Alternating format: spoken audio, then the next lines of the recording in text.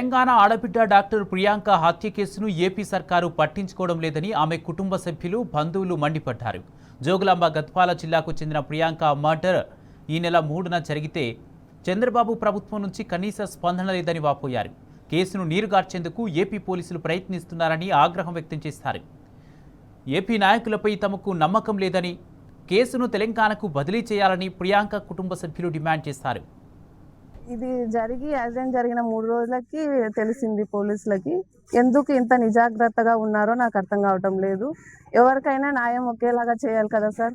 ఎందుకు ఇట్లా చేస్తున్నారో ప్రజలు బాగుండాలని పవన్ కళ్యాణ్ గారు ఏ అమ్మాయికైనా ఏమైనా జరిగితే నేను ఉంటానని అండగా ఉన్నాడు. ఇప్పుడు ఏమైంది? జరిగి ఇన్ని రోజులు వారం అయ్యింది. కళ్ళు మూసుకుని ఉన్నారా ఆయన? ఎవరైనా ఒకటే కదా, న్యాయం అంటే న్యాయంగా ఉండాలి. ఉన్నోళ్ళకు ఒకలాగా లేనోళ్ళకు ఒకలాగా ఉండకూడదు. ప్రజలంటే ప్రజలందరికీ ఒకే న్యాయం చేయాలా.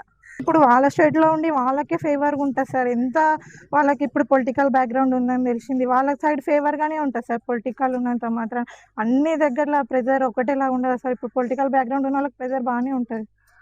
వాళ్ళకి శిక్ష పడడానికి కూడా తక్కువ ఛాన్సెస్ ఉన్నాయి. ఇప్పుడు మా స్టేట్కి తప్పించి మా స్టేట్లో ఉండే పోలీసులకు అప్పగించండి సార్. యాక్సిడెంట్ అయినాక 3 డేస్కి ఈ ఇన్సిడెంట్ అనేది వెలుగులోకి వచ్చింది, పబ్లిక్లోకి వచ్చింది. కాబట్టి ఇప్పుడు ఏపీ పోలీసులకు కాకుండా తెలంగాణ పోలీసులకి ఈ కేసు హ్యాండ్ ఓవర్ చేయాలని మేము మనస్ఫూర్తిగా కోరుతున్నాం. ఆమె దురదృష్టం, వాళ్ళ దురదృష్టం వెంటాడుతూ వీళ్ళు అంత ఘోరంగా యాక్సిడెంట్ చేసి ఆ పాపని చంపడం అనేది ఎంతో ఘోరము. ఇటువంటి వారిని ఫాస్ట్ ట్రాక్ కోర్టు ఏర్పాటు చేసి తొందరగా వాళ్ళ కఠినమైన శిక్ష ఏర్పాటు చేయాలి. ఇంకోటి ముఖ్యమైన విషయం ఏమంటే, ఇటువంటి క్రూరమైన మనస్తత్వం కలిగిన వారు సమాజంలో ఉంటే ఇంకా ఎంతమందికి హాని కలిగిస్తారో అర్థం కాని పరిస్థితి ఉంది.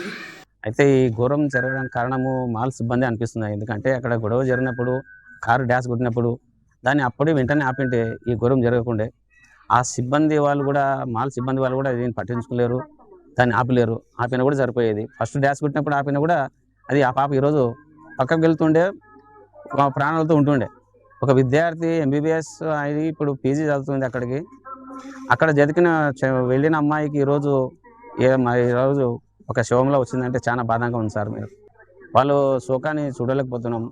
దీన్ని మీరు ప్రభుత్వం కొంచెం కఠిన దర్యాప్తు చేసి వాళ్ళని, ఆ మాల్ వాళ్ళని కూడా, సిబ్బంది వాళ్ళని కూడా కొంచెం దర్యాప్తు చేసి వాళ్ళని కూడా తగిన శిక్ష విధించాలని కోరుకుంటున్నాను సార్.